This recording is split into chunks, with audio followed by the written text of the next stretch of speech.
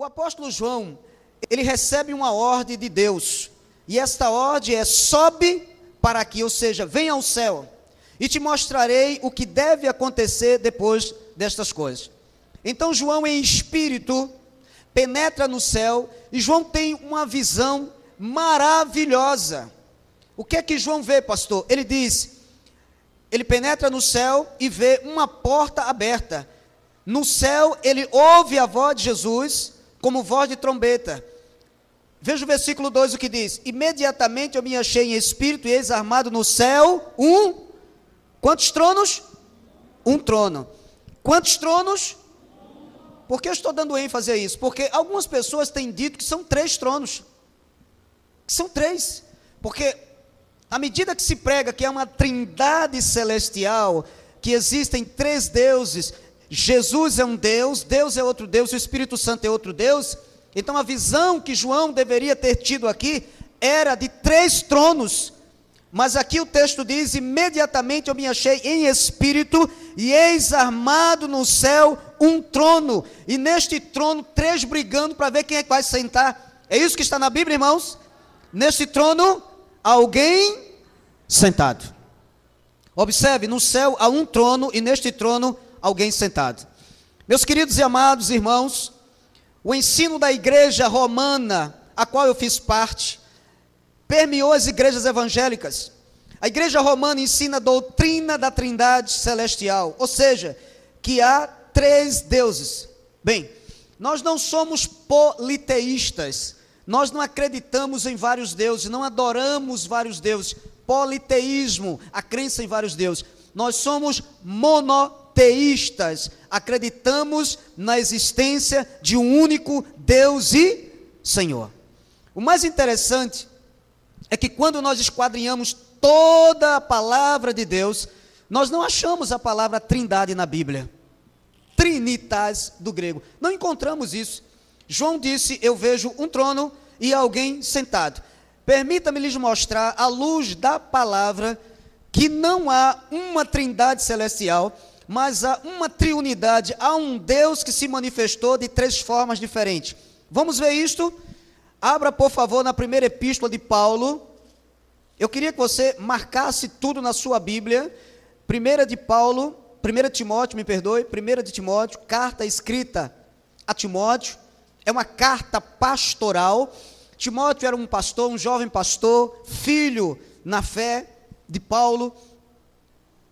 Primeira epístola que Paulo escreve a Timóteo, capítulo 3, versículo 16, diz assim a palavra, 1 Timóteo 3,16: evidentemente, grande é o mistério da piedade. Que mistério é esse, pastor? Olha, Paulo disse: Timóteo, é grande esse mistério. Aquele que foi manifestado na carne, foi justificado em espírito, contemplado por anjos, pregado entre os gentios, crido no mundo, recebido na glória.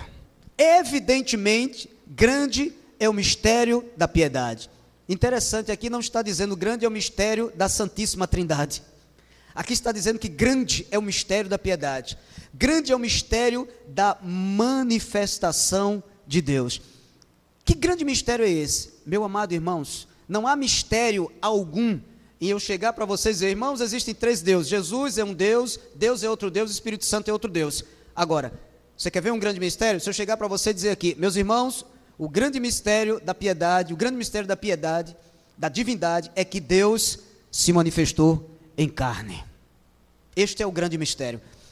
Este é o mistério que já foi revelado e a grande maioria da igreja não conhece, porque se conhecesse não falaria de uma trindade celestial. Aqui está aquele Deus, Jesus, que foi manifestado na carne. Ou seja, o grande mistério da divindade é que Deus se manifestou em carne. Ele tomou um corpo feito eu e você, nós temos. Paulo disse: aquele que foi manifestado na carne. Meus irmãos, quem é este? Deus. E quem é Deus? Jesus Cristo.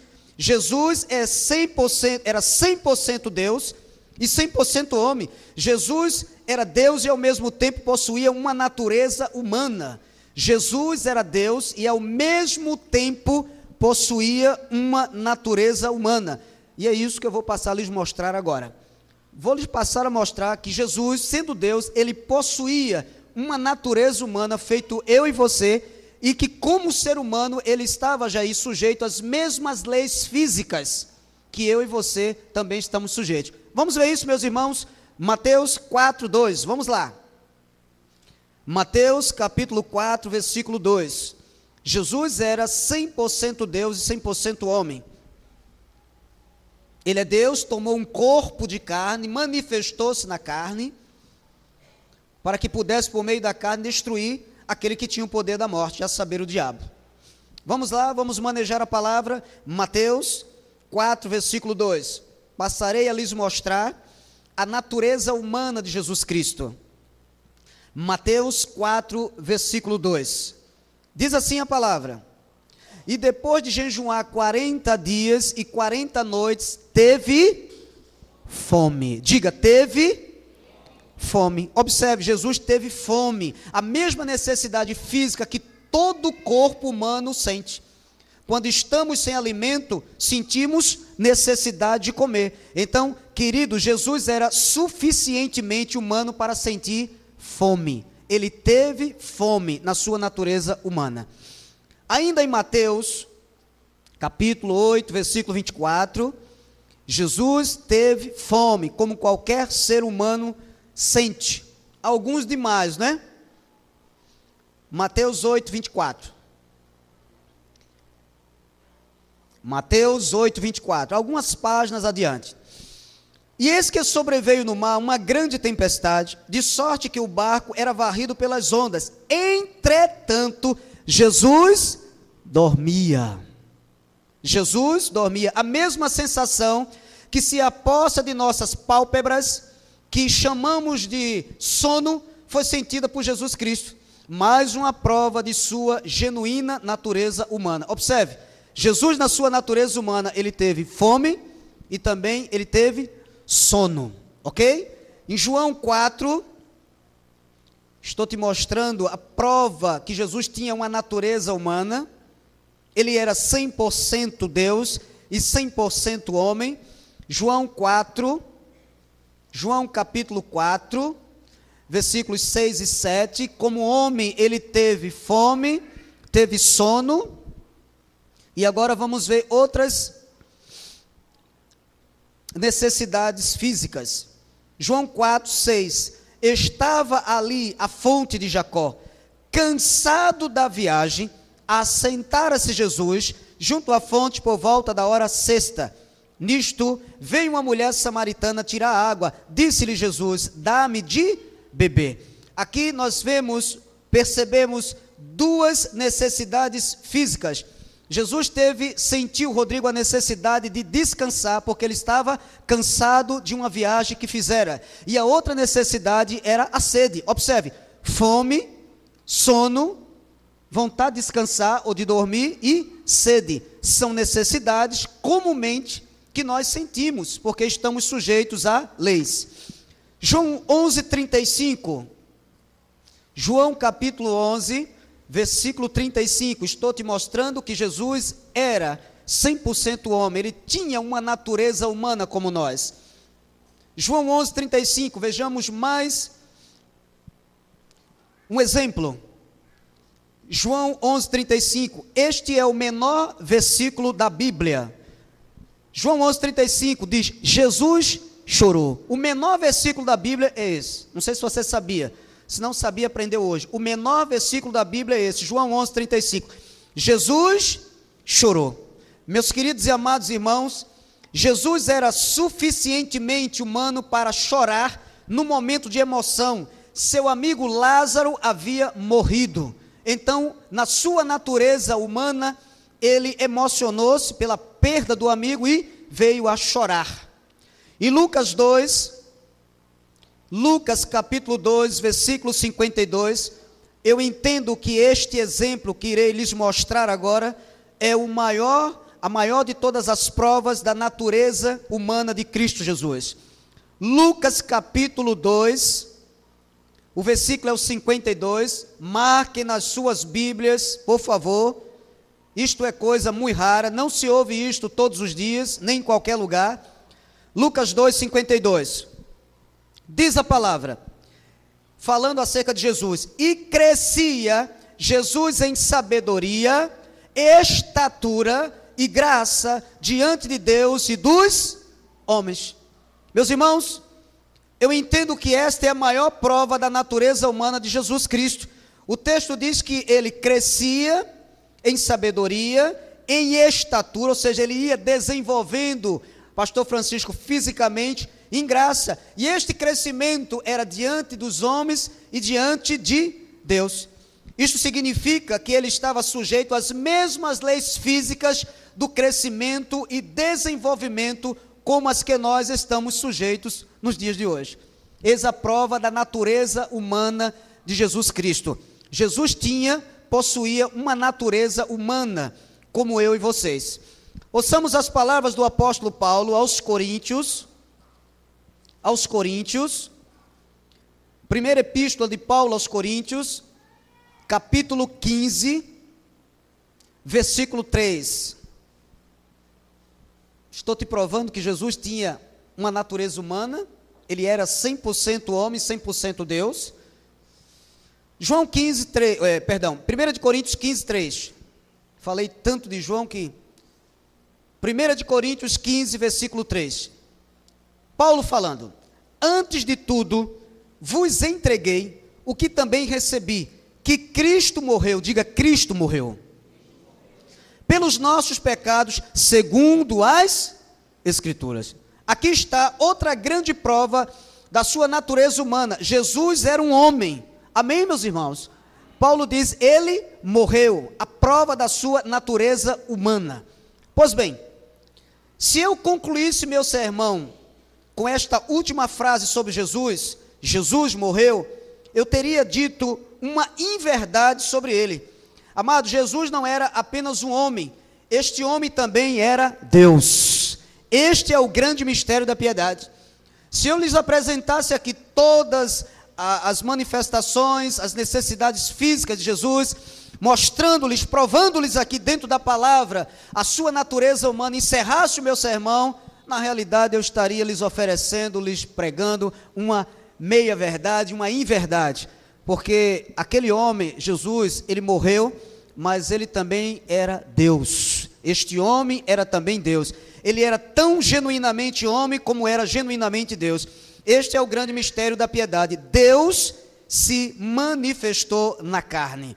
Abra na epístola aos Hebreus, Hebreus capítulo 12, versículo 14, o grande mistério da piedade, ou o grande mistério da divindade, é Deus se manifestando num corpo de carne. Isso é um mistério. A igreja, na sua maioria, desconhece. Se conhecesse, não falaria de uma trindade celestial. Hebreus 12, 14. Hebreus 12, 14. Diz assim, Hebreus 12, 14. Visto, pois, que os filhos, quem é filho de Deus, diga amém. Agora observe o texto. Visto, pois, que os filhos têm participação comum de carne, este corpo, e sangue, destes o que, pastor? Carne e sangue, também ele quem? Jesus, igualmente participou, para que por sua morte, a morte do corpo, destruísse, catargel, aniquilasse, aquele que tem o poder da morte, a saber, o diabo. Ele tinha, não tem mais. Diga glória a Deus por isso. Então, o grande mistério, Josenil, da piedade, da divindade, é que Deus, o nosso Deus, invisível mas real, ele tomou um corpo de carne, ele se manifestou na carne, e ele participou de corpo, de carne, de sangue, como eu e vocês. Deus habitou entre os judeus, com que propósito? Destruir a Satanás, por meio do corpo, naquele corpo que foi pregado na cruz do Calvário. Agora vejamos o registro do Dr. Lucas em seu livro, Lucas 2, meu amado, hoje, eu não estou dizendo para você que eu estou lhes trazendo uma grande revelação, eu seria um tolo se lhes dissesse isso, seria um presunçoso, um arrogante, um prepotente, mas eu estou lhes dizendo que esta noite os vossos olhos estão sendo abertos para enxergar um grande mistério que já foi revelado. Lucas 2, versículos 41 a 49. Que passagem extraordinária esta que vamos ler. Lucas 2, 41. Diz a palavra de Deus: Ora, anualmente iam seus pais a Jerusalém para a festa da Páscoa. Quando ele atingiu os 12 anos, subiram a Jerusalém, segundo o costume da festa. Terminados os dias da festa, ao regressarem, permaneceu o menino Jesus em Jerusalém, sem que seus pais o soubessem. Versículo 44. Pensando, porém, estar ele entre os companheiros de viagem, foram caminho de um dia, e então passaram a procurá-lo entre os parentes e os conhecidos. E não o tendo encontrado, voltaram a Jerusalém à sua procura. 3 dias depois, o acharam no templo, assentado no meio dos doutores, ouvindo-os e interrogando-os. E todos os que o ouviam, muitos se admiravam da sua inteligência e das suas respostas. Logo que seus pais o viram, ficaram maravilhados, e sua mãe lhe disse: Filho, por que fizeste assim conosco? Teu pai e eu, aflitos, estamos à tua procura. Eis a resposta do menino Jesus, que na época tinha 12 anos. Ele lhes respondeu: Por que me procuráveis? Não sabias que me cumpria estar na casa de meu pai? Meus irmãos, José e Maria perderam-se de Jesus, que havia atingido os 12 anos. É óbvio, seus pais ficaram super preocupados e, retornando para casa, pensavam que ele estava no meio dos parentes que haviam ido a Jerusalém para adorar. Mas depois que perguntaram aos seus parentes se o menino estava com eles, tendo a resposta negativa, retornaram a Jerusalém em busca de Jesus e passaram 3 dias. Após 3 dias acharam Jesus com 12 anos de idade, no meio dos doutores. Esses doutores eram os doutores da lei, ouvindo-os e interrogando-os. Todos ficavam maravilhados, atônitos da sua inteligência. Um menino com 12 anos de idade estava ali no templo dando aulas sobre as escrituras para aqueles homens. Pois bem, quem José e Maria encontraram naquele templo no meio dos doutores da lei? A resposta é óbvia, você me diria: pastor, eles encontraram um menino de 12 anos de idade, cujo nome era Jesus Cristo, que estava ali no templo no meio dos doutores da lei. Bem, se eu tivesse a oportunidade de voltar no tempo e fazer essa pergunta a Lucas, ele me diria a mesma resposta. Pastor Antônio José, quem estava ali era o menino Jesus com 12 anos de idade. Mas há uma voz profética do Velho Testamento que profeticamente responde quem era aquele menino de 12 anos que foi encontrado pelos seus pais no templo. Vamos examinar o Antigo Testamento, Malaquias, o último livro do Antigo Testamento, o último profeta inspirado. Você tem Mateus, retorna, tem Malaquias. Eis a voz profética nos respondendo hoje quem era aquele menino de 12 anos que estava ali naquele templo. Malaquias 3, Malaquias capítulo 3, versículo 1. Malaquias 3, 1. Mateus retorna, querido, é fácil de achar. Você retorna, você vai encontrar Malaquias. Diz assim a palavra, Malaquias 3, 1. Eis que eu envio o meu mensageiro, que preparará o caminho diante de mim. De repente, virá ao seu templo o Senhor, a quem vós buscais, o anjo da aliança, a quem vós desejais. Eis que ele vem, diz o Senhor dos exércitos. Eu quero ouvir um amém da igreja. Eis que envia o meu mensageiro, o meu mensageiro. Quem é este mensageiro? João Batista. João Batista foi como precursor. Precursor significa aquele que vai adiante, aquele que anuncia com antecipação um acontecimento futuro ou a chegada de alguém. João Batista foi adiante de Jesus anunciando que ele viria. Então este mensageiro aqui era João Batista. De repente virá o seu templo, o templo de Jerusalém, o Senhor a quem buscais, o anjo da aliança a quem vós desejais. Meus amados irmãos, aquele menino de 12 anos de idade, encontrado no templo por seus pais, não era outro senão o Senhor, diga amém, o anjo da aliança, diga glória a Deus, o próprio Deus que havia encarnado. Grande é o mistério da divindade, grande é o mistério da piedade. Aquele menino que estava ali com 12 anos de idade era o Deus encarnado, e a igreja desconhece esta verdade. Abre em João 19:5, ouçamos as palavras de Pilatos acerca de Jesus. A igreja infelizmente desconhece este mistério que já foi revelado. Grande é o mistério da piedade, grande é o mistério da divindade. Deus se manifestou em carne. Eis as palavras de Pilatos acerca de Jesus Cristo. João 19, versículos 5 e 6. Estamos a estudar o capítulo 4 hoje, os versículos 1 e 2. João contempla a visão do trono de Deus. Diz assim a palavra, João 19, 5. Saiu, pois, Jesus trazendo a coroa de espinhos e o manto de púrpura. Disse-lhes Pilatos: eis o homem. Ao verem-no, os principais sacerdotes e os seus guardas gritaram: crucifica-o, crucifica-o. Disse-lhes Pilatos: tomai-o vós outros e crucificai-o, porque eu não acho nele crime algum. Eis a expressão de Pilatos: eis o homem, referindo-se a Jesus. Os principais sacerdotes e os guardas gritaram: crucifica-o, crucifica-o. Pilatos disse: tomai vocês, crucifica-o, porque eu não encontro nele crime algum.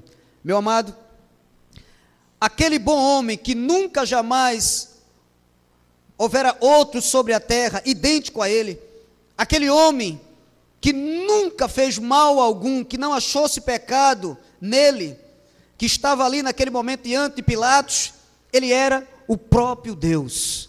Louvado seja o Senhor por compreender isto. Pilatos estava diante de Deus e não sabia. Eis o homem, aí está o homem. Mas aquele mesmo que Pilatos apresentou, disse a Pilatos: nenhuma autoridade tu terias sobre mim se de cima não te fosse dado. Meu amado, o grande mistério da piedade, que queira Deus dessa igreja tenha condições de ir a um programa de televisão, um programa de rádio, anunciar ao mundo que não há três deuses, não há uma trindade celestial, mas há um único Deus que se manifestou em carne, tomou um corpo feito eu e vocês.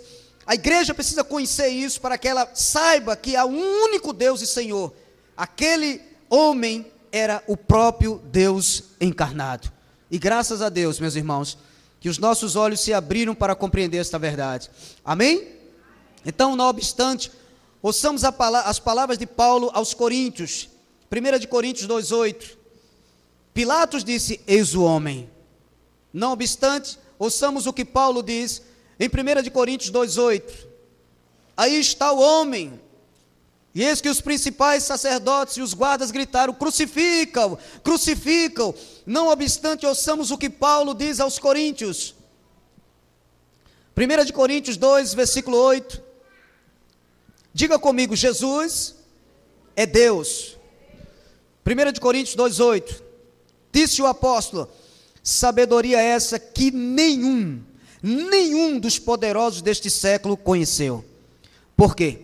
Se a tivessem conhecido, jamais teriam crucificado o Senhor da glória.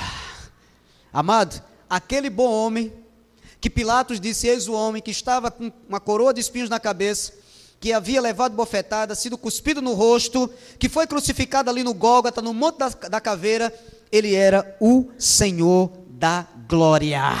O Senhor da glória, era aquele que estava diante de Pilatos. Ouçamos as palavras do salmista Davi, no Salmo 24, versículo 8. Salmo 24, 8. O Senhor da glória. Eles crucificaram o Senhor da glória, eles não sabiam disso. Salmo 24, versículo 8. O Senhor da glória. E o mais importante, o Senhor da glória está presente aqui esta noite. Eu sinto a sua presença. Salmo 24, 8. Disse Davi: quem é o Rei da glória? O Senhor forte e poderoso. O Senhor poderoso nas batalhas. Amém, meus irmãos?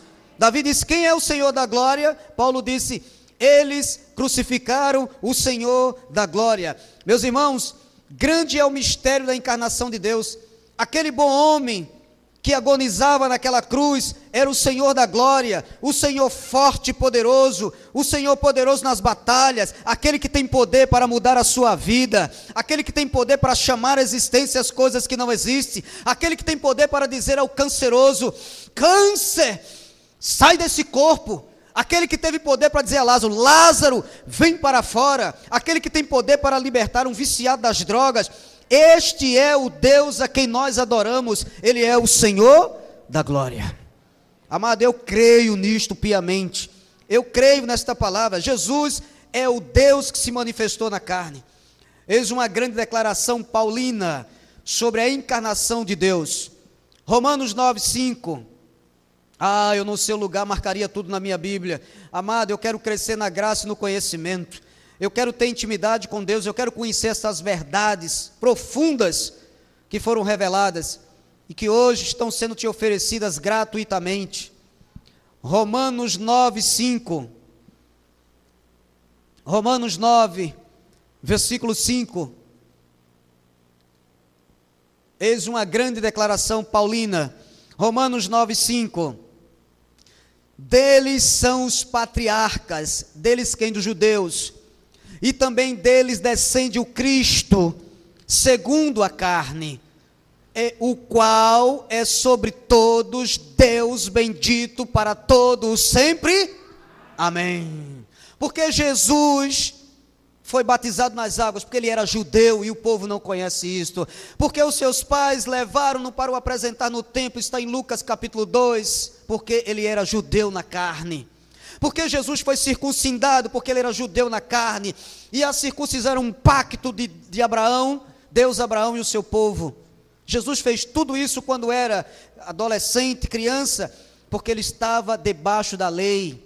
Ele veio, nasceu sob a lei. E ele cumpriu tudo aquilo para que nós não precisássemos hoje mais cumprir.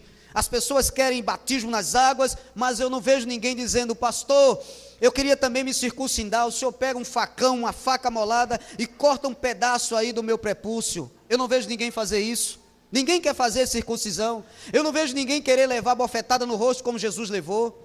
As pessoas só querem água, batismo, como se o batismo nas águas fosse remover a imundícia da carne. Paulo, quando recebe a revelação da graça de Deus, em Efésios 4, 5, ele diz: há um só Senhor, uma só fé, um só batismo.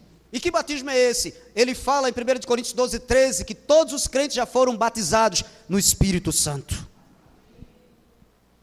E a igreja, lamentavelmente, desconhece isso.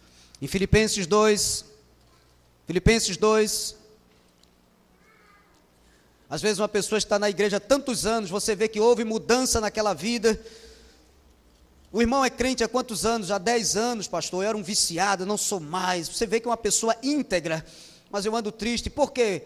Por que você está triste? Você tem Jesus? Porque eu nunca falei línguas estranhas. Eu não sou crente, pastor, ainda não fui batizado com o Espírito Santo. Isto é um ensino terrível. Filipenses 2, versículos 5 a 8, diz a palavra do Senhor. Filipenses 2, 5, tendem em vós o mesmo sentimento que houve também em Cristo Jesus. Pois ele, subsistindo em forma de Deus, não julgou como usurpação ser igual a Deus, isto é, na carne. Antes a si mesmo se esvaziou, assumindo a forma de servo, tornando-se em semelhança de homens e reconhecido em figura humana. A si mesmo se humilhou, tornando-se obediente até a morte e morte de cruz. Antes de Jesus Cristo se manifestar em carne, antes dele tomar um corpo físico, ele existia como Deus. Agora, precisamos compreender que ao assumir um corpo físico como nós, Jesus não deixou de ser Deus, porque alguns dizem assim, falta de conhecimento, mas se Jesus era Deus, se ele tomou um corpo de carne, quem ficou lá no céu? Eu já ouvi pessoas dizendo assim, se ele veio à terra, quem ficou lá? Falta de conhecimento. Meus irmãos, Quando Deus tomou um corpo de carne, ele não deixou de ser Deus, eram as duas naturezas. Quando Jesus orava, Pai, daqui a pouco vamos ver isso, os apóstolos ficavam, cadê o Pai?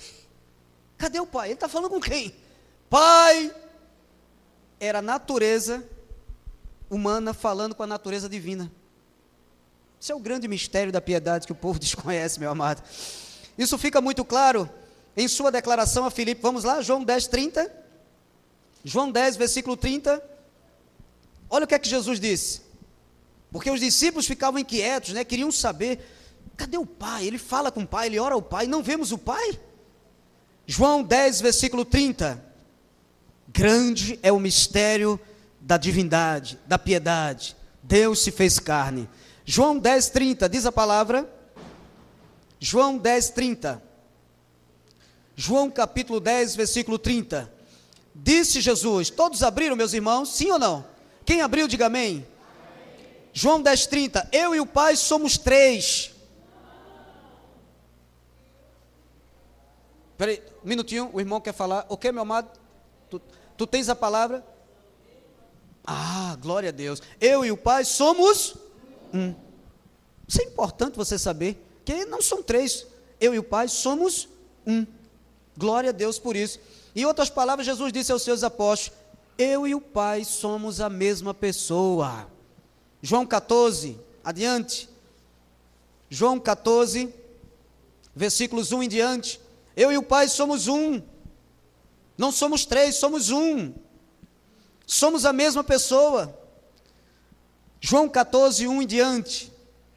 João 14, 1. Não se turbe o vosso coração, credes em Deus e crede também em mim. Na casa de meu Pai há muitas moradas, se assim não fora, eu vos teria dito, pois eu vou preparar-vos lugar. E quando eu for e vos preparar lugar, voltarei e vos receberei para mim mesmo, para que onde eu estou estejais vós também. E vós sabeis o caminho para onde eu vou. Disse-lhe Tomé, Senhor, não sabemos para onde vais, como saber o caminho? Respondeu-lhe Jesus, eu sou o caminho, e a verdade, e a vida. Agora observe, ninguém vem ao Pai senão, está assim na sua Bíblia, isso é importante, está escrito assim, ninguém vem, porque algumas tem ninguém vai, para distorcer a verdade, mas não é ninguém vai, é vem, porque Ele é o Pai. Ninguém vem ao Pai, eu e o Pai somos um, ok? Respondeu-lhe Jesus, eu sou o caminho, a verdade e a vida, ninguém vem ao Pai senão por mim. Se vós me tivesses conhecido, conhecerias também a meu Pai.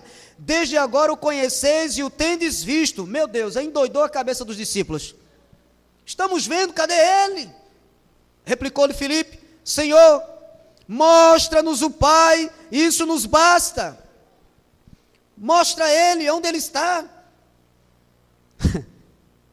Disse-lhe Filipe, disse-lhe Jesus, Filipe, versículo 9, disse-lhe Jesus, Filipe, há tanto tempo estou convosco, e não me tens conhecido, quem me vê a mim vê o Pai, como dizes tu, mostra-nos o Pai, aleluias. Meus irmãos, eles estavam ali bem do lado do Deus, do Senhor da glória, e não sabiam disso, eles não sabiam disso. Pastor, e onde ele está? Segundo o livro do Apocalipse, olha para o altar desta igreja, segundo o livro do Apocalipse, a Bíblia diz que Jesus passeia no meio da sua igreja, Ele está aqui, meu amado, passeando no meio da sua igreja, Ele passeia no meio da sua igreja. Há tanto tempo estou convosco, Filipe, quem me vê a mim vê o Pai, como dizes tu, mostra-nos o Pai. Meus irmãos, João contempla a visão tremenda do trono de Deus, e ele diz, e eis armado no céu um trono, e neste trono alguém sentado. A palavra trono aparece por 13 vezes aqui nesse capítulo 4 de Apocalipse. E eu queria nesses minutos finais, que todos lessem comigo as palavras registradas no livro de Jó, Jó capítulo 3,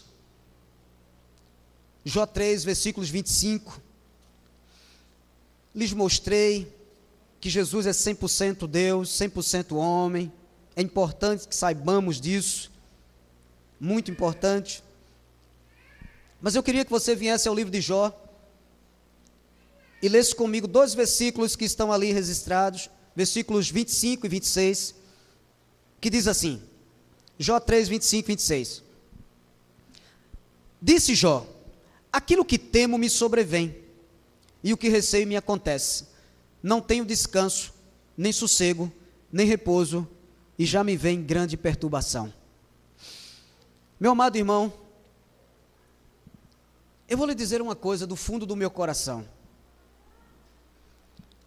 Eu nunca me senti tão triste na minha vida, em ver tantas pessoas evangélicas, carregando Bíblia de um lado para o outro, vivendo infelizes, vivendo tristes, pessoas que estão como Jó, dizendo, não tenho descanso, mas estão na igreja de domingo a domingo, não tenho sossego, mas estão jejuando, pagando preço, nem repouso, e já me vem grande perturbação. Eu nunca vi, meus irmãos, tantos evangélicos nos dias de hoje, dizendo assim, aquilo que tem me sobrevém, estão morrendo em véspera, feito peru, trabalham numa empresa, de repente, aí houve uma notícia, olha, veio um corte, já estão tremendo, os evangélicos são os primeiros a tremer, os ímpios estão sorrindo, conversa, veja o que é que o ímpio diz, se fechar aí, não é assim que os crentes dizem? Deus abre uma porta, ele acredita que se aquela porta se fechar, Deus abre outra, o crente não acredita, nós queremos ouvir o crente dizer, e quem diz é o ímpio, não é o crente. Eu já ouvi pessoas que nunca entraram numa igreja evangélica, dizendo assim, eu sei que a coisa está difícil, mas Deus tem poder para mudar tudo, e nós vemos os crentes dizendo, está difícil, e eu não sei o que fazer. Então, meus irmãos, tem muita gente carregando Bíblia, que está nessa condição aqui, não tem descanso, não tem sossego, não tem repouso, e já vem grande perturbação. Lamentavelmente, alguns de vocês não puderam estar aqui hoje pela manhã, onde eu lhes mostrei um dos temas mais profundos da graça de Deus, que é a providência divina. E eu lhes mostrei, baseado no que diz Jó 14,5, que nós estudamos aqui, Jó 14,5, que os dias da nossa vida estão contados por Deus. A qualquer momento, um de vocês vai morrer, e eu também. A qualquer momento, o marido vai ficar só, o marido que você tanto ama vai morrer, você vai ter que se virar, não vai ficar viúva para o resto da vida, todo mundo sabe disso, como nenhum homem vai ficar chorando para o resto da vida. A qualquer momento, qualquer um de nós aqui pode contrair uma enfermidade, há muitos perigos lá fora nos aguardando. Você sabia que o nosso corpo humano tem aproximadamente o germe de 1000 doenças? Sabias disso? Que o germe que pode me matar e te matar já está no teu corpo ou no meu? Eu pouco estou me lixando para isso. Você sabe por quê? Porque aqui está escrito, aquele que crê em mim, ainda que morra, viverá. Você pensa que eu vou, meu amado, ficar como eu fiquei muitos anos sem conhecer esta palavra? Quando vinha uma crise, passava a noite fazendo cálculo, e agora eu vou trabalhar, saía do banco, arrumava outro biscate, me matando. Nunca. Você sabe por quê? Porque em Filipenses 4,19, a minha Bíblia e a sua diz, e o meu Deus, segundo a sua riqueza em glória, há de suprir em Cristo Jesus cada uma das nossas necessidades. Eu recebo esta palavra. O salmista no Salmo 23 disse, o Senhor é o meu pastor, nada me faltará. Meu amado, tu tens que se agarrar a esta palavra como as ostras se agarram às pedras, e o mar vem bravamente, pá, bate e elas não caem. Assim tem que ser o crente, firmado na palavra. Chorar, tudo bem, desesperar-se, jamais. Deus tem solução para os teus problemas. Portanto, esta noite, você que talvez tenha adentrado aqui, nas mesmas condições de Jó, dizendo, não tenho descanso, não tenho sossego, não tenho repouso, já me vem grande perturbação. Talvez você que está cheio de temores, você que tem medo da solidão, medo da velhice, medo da morte, medo do futuro, medo de ficar desempregado, medo de ficar viúvo ou viúvo, dizendo, como será a minha família? Você que está com crise do pânico, você que depois de um diagnóstico médico, caiu numa depressão, você que tem medo de sair à noite, medo de andar de ônibus, medo de tudo na vida, ouça o que eu vou lhe dizer esta noite. O apóstolo João viu um trono, e no trono alguém sentado. Ou seja, João viu o trono de Deus e Jesus Cristo, que é o único Deus, assentado nesse trono. Meu amado, isto quer dizer que o trono não está vazio. Deus está assentado nele, governando toda a sua criação. Você não precisa temer, fique tranquilo. Deus reina, Deus governa, Ele está no controle. Nada neste mundo acontece por obra do acaso.